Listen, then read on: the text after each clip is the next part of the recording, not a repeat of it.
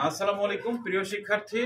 আজ আমি দশম শ্রেণীর পরিসংখ্যানের 50 জন শিক্ষার্থীর গণিতে প্রাপ্ত নম্বরের গণসংখ্যা নিবেশন সারণী হতে গড় নির্ণয় করছি। তাহলে চলো আমরা একটু দেখি, বোর্ডে আমরা গড়টা নির্ণয় করে দেখি।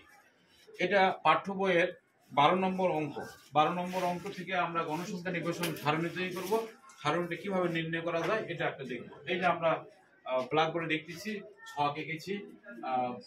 শ্রেণী ব্যবধান 10 নিয়ে নিম্নে গণসংখ্যা নিবেশন সারণী হতে গড় নির্ণয় করি, এটা আমরা লিখেছি। তারপরে ছক তৈরি করেছি, শ্রেণী ব্যবধান, মধ্যমান xi, টালি, গণসংখ্যা fi, xi গুণ fi। এখানে গণসংখ্যা n সমান 50 জন শিক্ষার্থী, এটা মোট কত হবে এটা আমরা পরে লিখবো। এই ছকটা আমরা কিভাবে পূরণ করব এটা আমরা একটু দেখি। আমরা কোনো নোট গাইড দেখে অঙ্ক করব না, আমরা একটা অঙ্কের সিস্টেম শিখবো। সেই সিস্টেম অনুযায়ী আমরা প্রতিটা অঙ্ককে ওই সিস্টেমে ফেলাবো। ওই সিস্টেমে পড়লে প্রতিটা অঙ্কই সহজ হয়ে যাবে সকল শিক্ষার্থীর জন্য। তো আমরা একটু দেখি শ্রেণী ব্যবধান কিভাবে নির্ণয় করে। তো আমরা শ্রেণী ব্যবধান নির্ণয় করার জন্য আমরা প্রথমে আগে বৃহত্তম সংখ্যা খুঁজে বের করেছি, তারপরে ক্ষুদ্রতম সংখ্যা খুঁজে বের করেছি, তারপরে পরিসর নির্ণয় করেছি, তারপরে শ্রেণী সংখ্যা নির্ণয় করেছি। তো এই যে বৃহত্তম সংখ্যা ছিল 98, ক্ষুদ্রতম সংখ্যা ছিল 32। তাহলে আমরা ক্ষুদ্রতম সংখ্যা থেকে শুরু করব। ক্ষুদ্রতম সংখ্যা হলো 32, শ্রেণী ব্যবধান 10। তাহলে 32 থেকে 10 আমি গোনাবো। 32, 33, 34, 35, 36, 37, 38, 39, 40, 41। তাহলে হলো 32 থেকে 41। আবার 41 এর পর 42, 42 থেকে 10 হলে 51। 51 পর 51 থেকে এটা 52 হলে 52 পর কত হবে 61। 61 পর 62, 62 থেকে হবে 71। 71 পর 72, 72 থেকে হবে 81। 81 পর 82 থেকে হবে 91। 91, 92 থেকে হবে 101। এই আমার শ্রেণী ব্যবধান নির্ণয় করা হলো। তাহলে আমরা আজ থেকে যে ক্ষুদ্রতম সংখ্যাটা পাবো, এই ক্ষুদ্রতম সংখ্যা থেকে শ্রেণী ব্যবধান কত সেটা ব্যবহার করে আমরা বাকি শ্রেণী ব্যবধানগুলো নির্ণয় করব। এটা নিশ্চয় সবাই বুঝতে পেরে গেছো। আর এই ধারাবাহিকতাকে অর্জন করতে হবে। নোট গাইডে দেখলে দেখা যাবে এক এক সময় এক একটা নিয়েছে, ওটা দিয়েও হবে, তবে ওটা তো তোমার মনে থাকবে না। তোমাকে সহজ বুদ্ধি শিখিয়ে দেওয়া হলো সবচেয়ে যেটা ক্ষুদ্রতম সংখ্যা, এই ক্ষুদ্রতম সংখ্যাকেই নিম্ন সীমা ধরে তুমি শ্রেণী ব্যবধান দিবে, তাহলে তোমার জন্য জিনিসটা সহজ হয়ে যাবে। এরপরে আমরা মধ্যমান নির্ণয় করব। মধ্যমান নির্ণয় করার আগে আমরা একটু টালি নির্ণয় করবো। টালিটা নির্ণয় করবো কিভাবে আমরা একটু বই দেখি। বইয়ে যে 50 জন শিক্ষার্থীর নম্বর দেওয়া আছে, সেই নম্বরটা আমরা দেখি। প্রথমে আছে 76।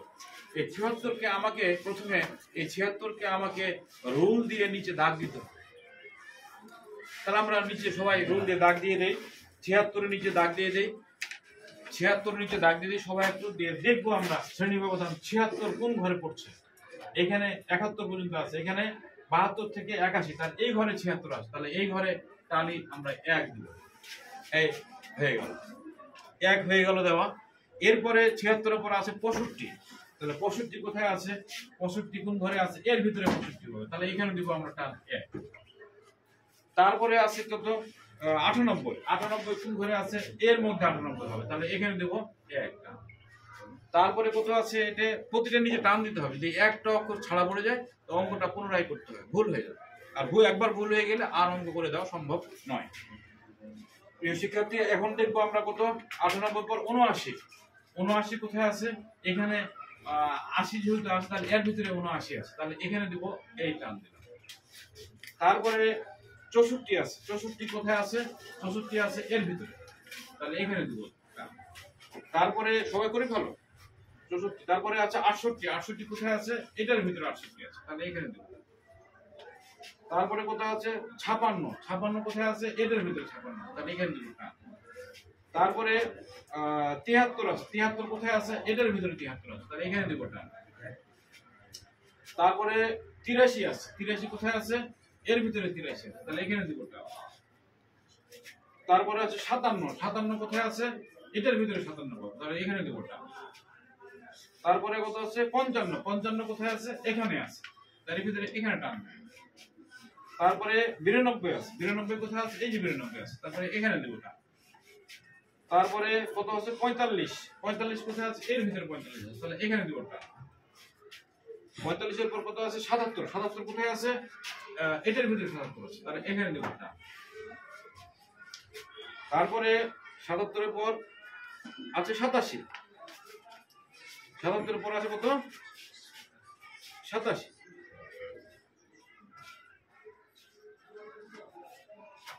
77 পর আছে 87, 87 কোথায় আছে এখানে আছে 87, তাহলে এখানে দেব টান। একবার ভুল হয়ে গেলে কিন্তু অঙ্ক হবে না, তখন 87 পর আছে 46, 46 কোথায় আছে এটার ভিতরে আছে, তাহলে এখানে দেব টান। 46 পর কোথায় আছে 32, 32 কোথায় আছে এখানে আছে, তাহলে এখানে দেব টান। তারপরে কোথায় আছে 75, 75 কোথায় আছে এটার ভিতরে আছে 75, তাহলে এখন এই যে এটা 75, তাহলে এই বাম দিকের কোণা থেকে এদিকে টান দিতে হবে। এই 5 হয়ে গেল, তার মানে এখানে 4টা, এই টান দিয়ে 5, 75 গেল। তারপরে আছে কত 89, 89 কোথায় আছে এখানে আছে, তাহলে এখানে দেব টান। তারপরে 89 এর পর কত আছে 48, 48 কোথায় আছে এটার ভিতরে আছে, তাহলে এখানে দেব টান।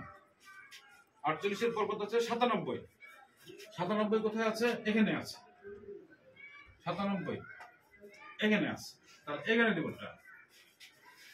97 পর কত 88, 88 কোথায় আছে এখানে আছে, তাহলে এখানে দেব টান। 88 পর কত আছে 65, 65 কোথায় আছে 65 আছে এখানে, তাহলে এখানে দেব টান। 65 পর 73, 73 কোথায় আছে এটার ভিতরে আছে 73, তাহলে এখানে এই যে 5 দাগ হই, তারপরে একটু ফাঁক দিয়ে এখানে 1 দিব।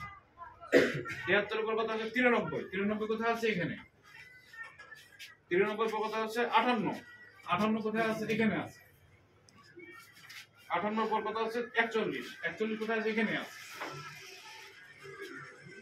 41 পর কত 6 না 69, 69 কোথায় আছে এখানে আছে, তাহলে এখানে দিতে হবে এই 69। তারপর 63, 63 কোথায় আছে এখানে আছে, তাহলে এই যে 1 দিব।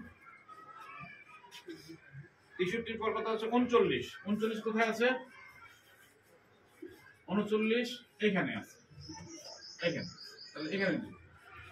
39 এর পর 84, 84 কোথায় আছে এখানে এর ভিতরে আছে, তাহলে এখানে দেব। 84 পর কত 56, 56 কোথায় আছে এর ভিতরে আছে, এখানে দেব। তারপর 45, 45 কোথায় আছে এখানে আছে। 45 এর পর কত 73, 73 কোথায় আছে এখানে আছে। 73 পর 93, 93 আছে এখানে। তারপর 62, 62 কোথায় আছে এখানে। তারপরে 67, 67 এখানে আছে।